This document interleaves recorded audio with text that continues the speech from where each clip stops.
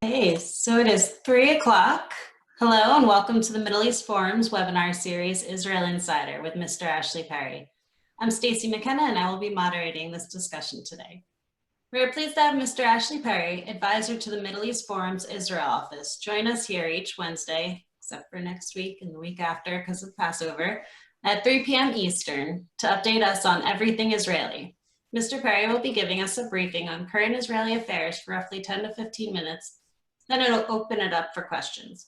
Should you wish to ask a question, please use the Q&A box located at the bottom of your screen at any time.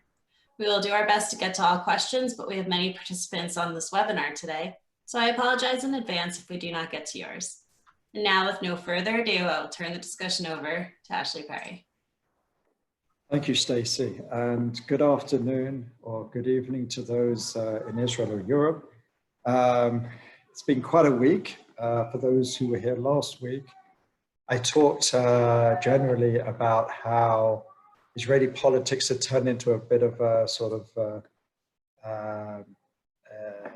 who could blink first between the Prime Minister and the leader of the opposition, Benny Gantz. And I said that there was really no alternative to a unity government and everything else was just posturing and trying to get the best deal. And within hours, it seemed that, everything turned on its head. I certainly didn't predict it would be hours. I thought it would be days, but, really, the history of the state of Israel has been rife with real unexpected political moves. And I don't think there was any more unexpected turn of events that happened last Thursday, where many people expected a relatively easy job of transferring the Knesset Speaker's office to someone in blue and white in the Yesh Atid faction. But in the end, there was absolute drama when the blue and white party, the main party in the opposition, basically split into two, or even perhaps a bit less.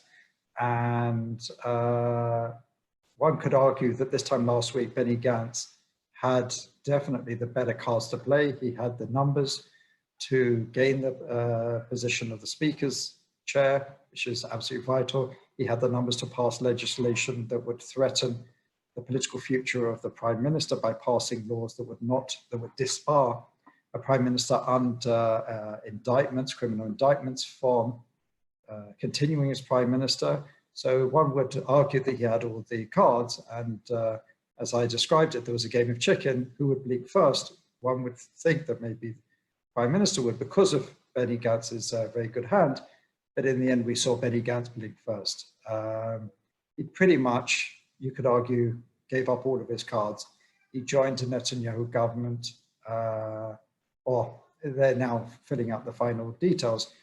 It's being called a national unity government, but it will pretty much be the right-wing bloc plus Benny Gantz's section of blue and white, which will retain the title of blue and white, the Yesh Atid, and part of the Telem faction, which is Moshe Ya'alon's faction, will remain in the opposition with Yisrael Beitenu and the United Arab List. And interestingly enough, Netanyahu now has, again, according to all reports, he actually may even have 61 MKs even without Benny Gantz's faction, which makes Benny Gantz's hand even weaker. And, as negotiations go on, there's all sorts of leaks. Who's going to get what are the issues that are holding it up? There's basically what seems to be a small amount of issues. There are certain ministry positions which are still up for debate. One of them is the Justice Ministry. Justice Ministry is very important because Prime Minister Netanyahu would like to keep that for his bloc, or at best not give it to someone seen as unfavorable to his political woes. So there's a debate at the moment who will get it within Gantz's party. Another ministry which is very important, especially at this time, is the Health Ministry. And we see that the current health minister or deputy minister, there's a whole history to why he's deputy and not minister, Yaakov Litzman of the ultra-Orthodox Ashkenazi party wants to retain that position, but Benny Gantz wants to take it away. And he's even prepared to give up the foreign ministry, which is considered one of the top 10 ministries, in exchange for taking over the health ministry. Other issues which remain to be ironed out are, there's been a lot of talk in placing Israeli sovereignty on territory either in all of the West Bank, Judea and Samaria, or at least parts of it. This goes back to the Trump peace plan, which allowed all of the major Israeli settlements and the majority of the area to remain under Israeli control, even after a peace agreement. This was what was laid out in that ceremony in the White House that was attended by Prime Minister Netanyahu and various other dignitaries. And Prime Minister Netanyahu and many of the people in Likud, in fact, most of the people in his bloc, would like to see Israel placing sovereignty over much of Judea and Samaria and the West Bank.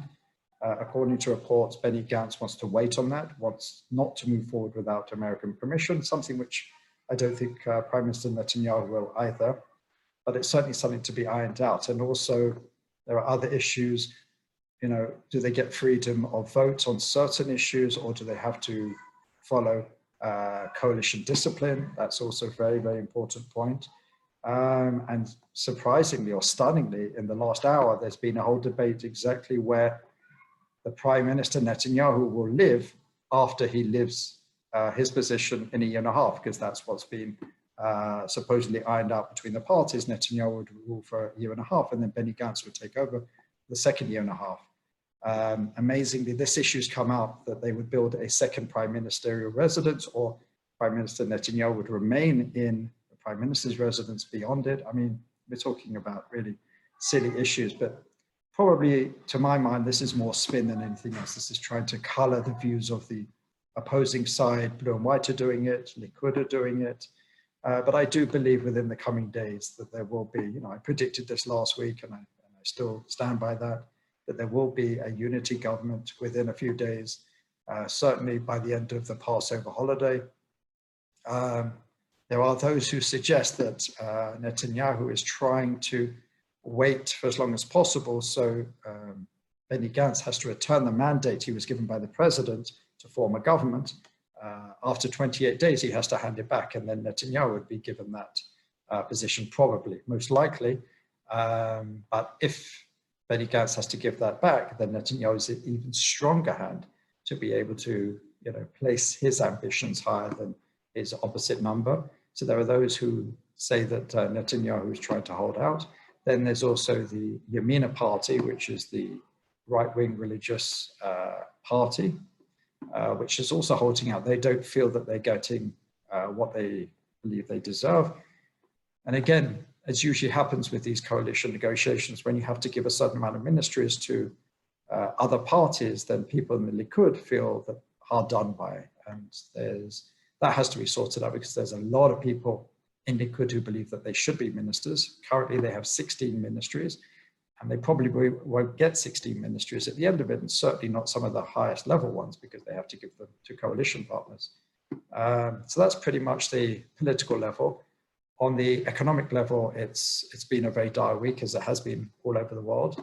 Israel moved in the last few weeks from 4% unemployment to over 25%. Almost 1 million Israelis are unemployed as of this month, or let's just say almost 1 million extra than before. So you can imagine, as I'm sure it is happening in many other parts of the world, that really is a dire situation.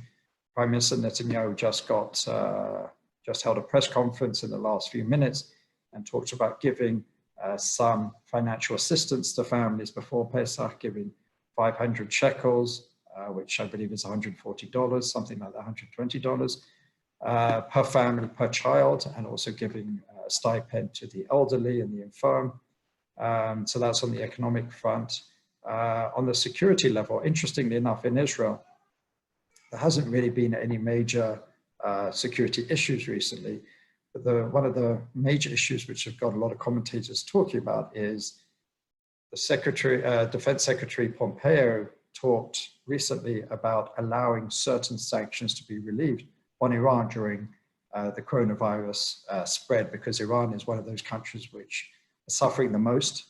And again, we sort of, going back to the analogy of this game of chicken for a number of years now, Donald Trump, President Trump has really kept to, obviously, an opposing line to his predecessor, who created or was a major factor behind the Iran nuclear deal. And obviously President Trump broke that and put back in many of the sanctions, if not more harsh sanctions. And now there seems to be talk and seems to be some movement to perhaps relieve some of these sanctions. That will certainly be seen probably negatively here in Jerusalem, because as we've seen ever since the JCPOA, the Iran nuclear agreement was signed, Iran basically didn't keep to it. So this 12-month breakout that was initially talked about under President Obama's term, at the time it would take for Iran to have a nuclear warhead, that's already been smashed. We're talking about 3 to 6 months. So any relief from sanctions, there is a worry that that time can even decrease further, and Iran could be a lot further down the road to nuclear weapons capability. So that's something that worries Israel, certainly. So I think I've spoken for about 10, 11 minutes, but I'd really like to hear what you guys, what your questions, and then I'm happy to answer any and all of them. Thank you so much for that update. First one we have here is Gantz a hero for compromising in order to avoid another election and allow for creation of a government during this crisis, or was he duped? I guess it depends where you stand. If you stand in Yesh Atid, which was a major part, which was Yair Lapid's party, a major part of Blue and White, they feel utterly disappointed. They feel extremely angry. For 3 elections, Benny Gantz has said that his bottom line, his red line is he will not join a Netanyahu-led government. And that is what their thousands of activists. The interesting thing is Yesh Atid is the party that actually existed before. Benny Gantz was a newcomer. He created a new party. Yair Lapid had all the infrastructure. It was their activists who were taking to the streets, going around holding meetings or whatever, telling everyone there was no way we will join a Netanyahu-led government. So they feel extremely aggrieved by it. And I've spoken to some people involved with the party, from MKs to advisors to the activists themselves, and they are extremely angry. If you see the WhatsApp groups, the level of anger is, they feel extremely disappointed in Benny Gantz, the person that they stood by and stood behind. On the other hand, and I would say probably most Israelis believe it was a good thing that Gantz did. It was a brave thing. His internal polling, which has been shown quite a lot throughout the media, showed that his people, his supporters, wanted this move. They support this move. And certainly the people, Netanyahu's supporters and Likud supporters certainly support this. So I would say the majority of Israelis would go down on the side that this was a brave move. It was a necessary move, especially in this time of corona crisis, economic crisis, and everything else. So I think the majority of Israelis, not a massive majority, but certainly a majority of Israelis see this as a brave move. Great, thank you. So along those lines, what, in your opinion, are the issues that Netanyahu and Gantz completely agree upon, but which are opposed by other specific factions? It's unfortunately, we haven't heard too much about specific policies. At this point, it's all about which ministries they're going to take. The only real policy that we're hearing is, or there's actually a deviation of thought here. There's a difference of opinion here, is, as I said before, the issue of placing sovereignty on the West Bank, Judea and Samaria. Gantz wants to wait. Netanyahu wants to do that. Some say that's going to be his legacy. That's why he can afford to leave after a year and a half, or not leave completely politics, but leave the prime minister's office. That's what he wants as his legacy. And even, as I said, you see the Yamina party, which is the right-wing religious party, which is demanding that Netanyahu commit to sovereignty within, I think it's 30 days, or they won't join the government. That's a threat. My personal belief is they won't follow through with that. And I don't think there'll be necessarily a time put to this, because Netanyahu could argue that there is was supposed to be before the coronavirus started, that the American and the Israeli teams were supposed to sit down to really work on the details of exactly what would become part of Israeli sovereignty and what wouldn't. So I think Netanyahu can argue to his more right-wing partners, we just have to wait, let's do it properly, let's do it with American cooperation and coordination. So that's really the main issue. It's hard to see, because we've had 3 elections which have been mostly personality based. It's been, do you trust Benny Gantz or do you trust Netanyahu? Unfortunately, as we see in other places around the world, policies have been left by the wayside. I don't think there's massive differences on many different levels, whether it is security, whether it is foreign policy, whether it is economic, between the 2 men personally. Maybe other people in their parties certainly have differences of opinion. But I think we'll hear a little bit, we'll have a little bit more clarity when we see a little bit more about the coalition guidelines, hopefully in the coming days. Thank you. So you mentioned Iran in this, but what is the situation regarding COVID and the security on the northern front in Lebanon? I mean, Israel knows that at any point it can be attacked from multiple points, whether it's from the north, east, from the southwest with Hamas and Islamic Jihad. So the Israeli army is certainly not standing down, there's been a lot of call-ups in recent days.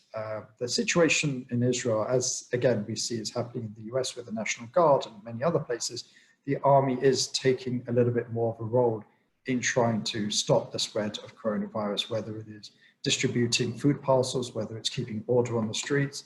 But in Israel, we have a mandatory army, so we have a standing army of a certain population, and then people who have served in the army, like myself, are supposed to do a certain amount of days every year of service. So they're calling a lot of those people up, especially in the home front, those people who can deal with the logistics of, as I said, helping the government deal with the coronavirus issue.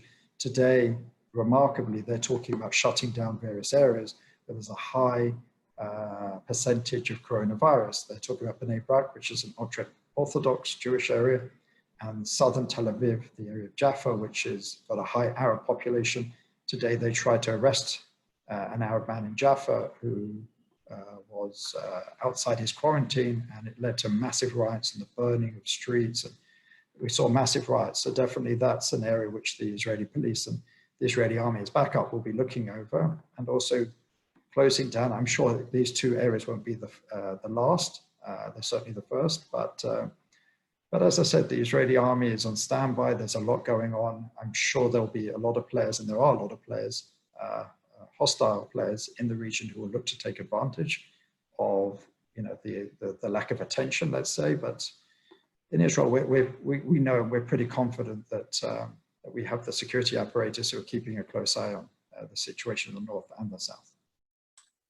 Thank you. So with regard to Iran, can sanction relief be dependent on nuclear disarmament?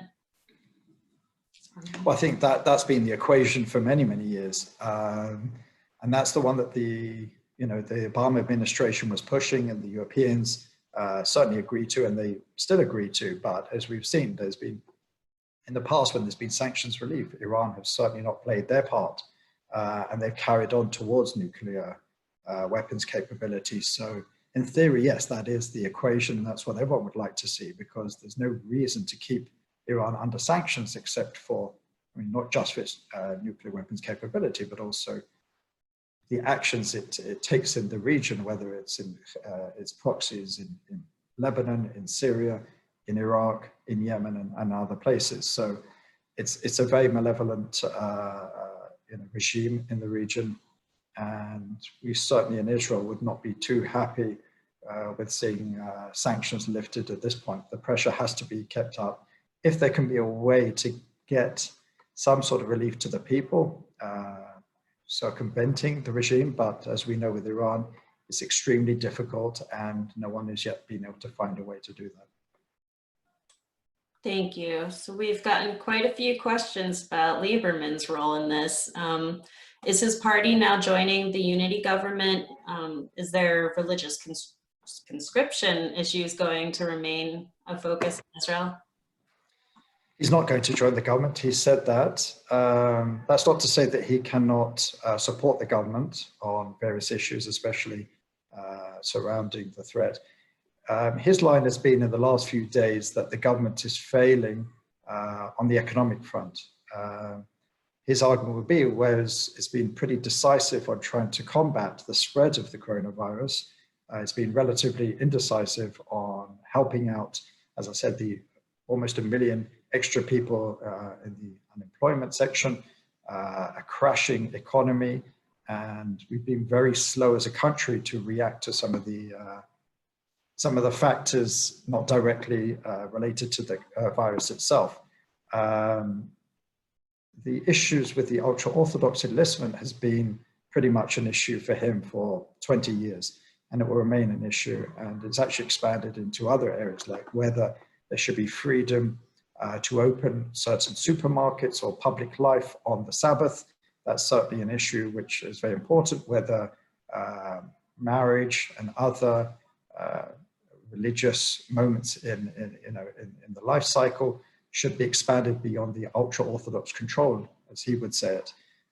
So these are still very much issues, and these are issues which he has very much in common with Yair Lapid and Yesh Atid.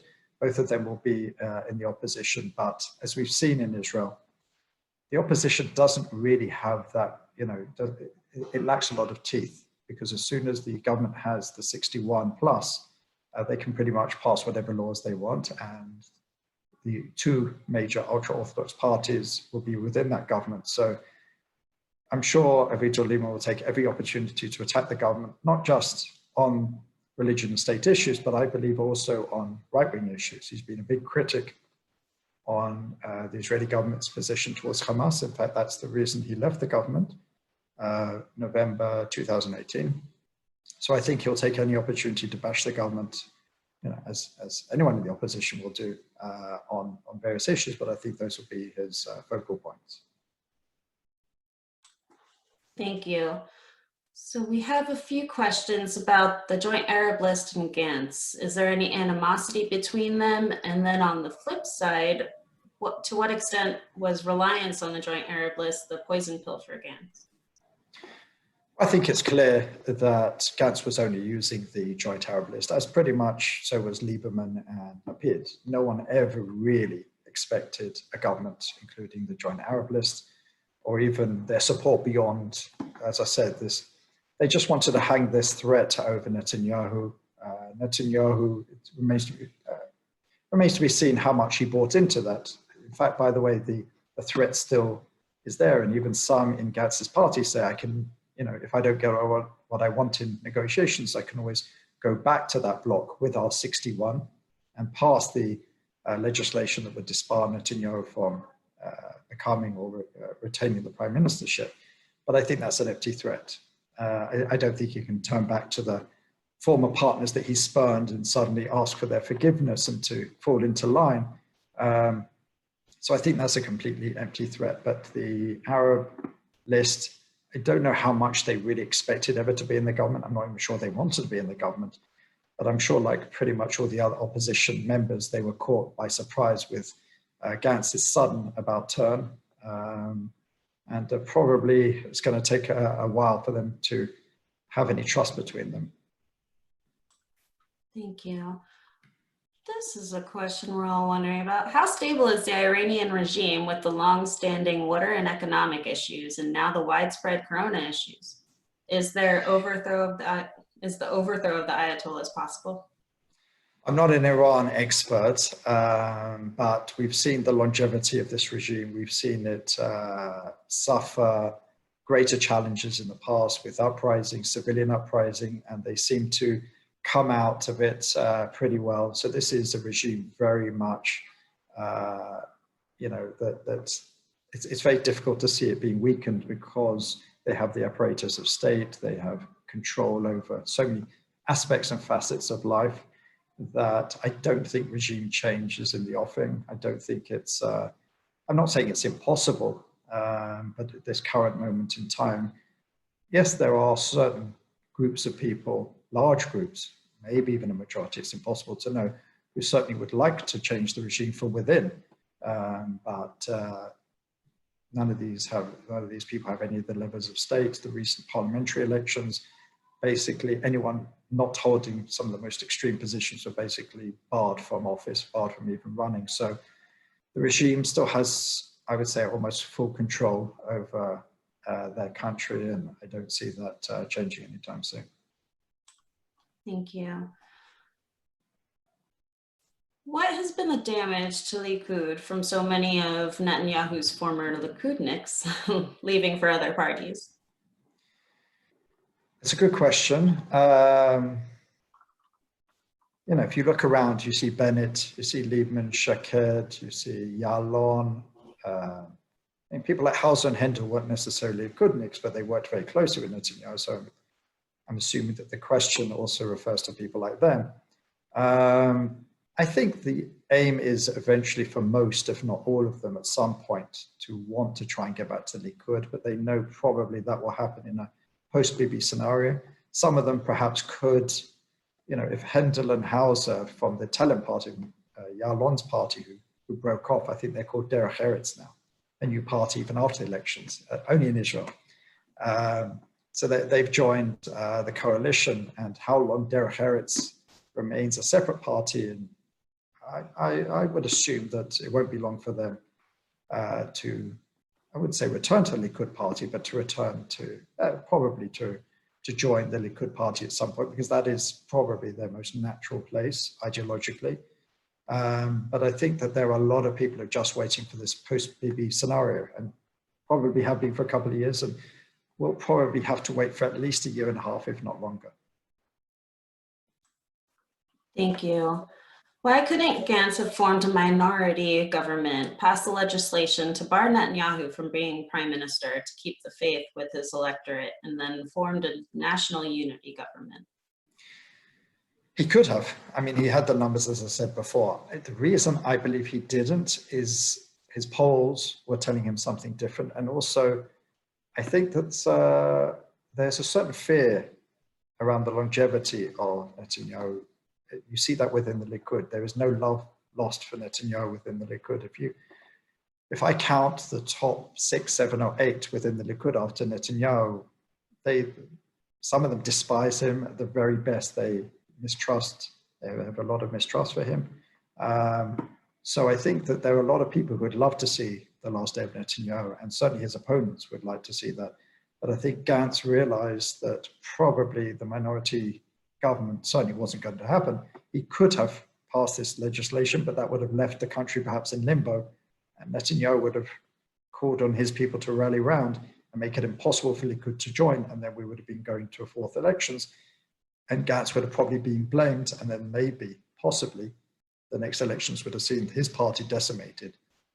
So I think, you know, his people would certainly say that this was the least worst option, and probably the only one that he had on the table. So he had to take it while he could.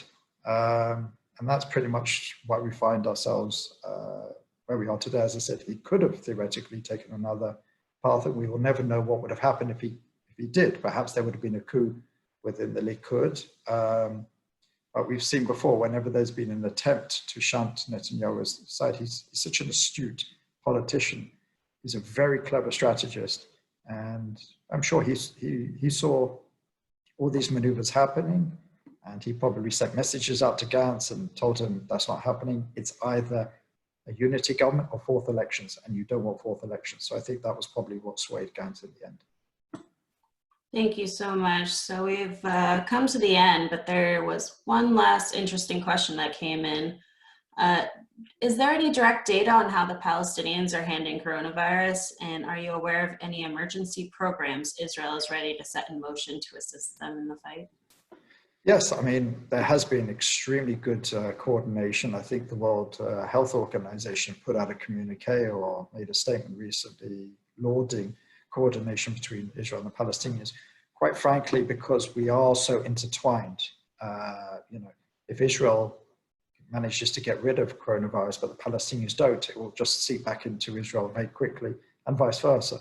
The Palestinians are suffering from it. They have a certain amount dead. I can't remember how many, not as many as Israel, but it's spreading. Areas around Bethlehem, not far from here, has been in lockdown for quite a while.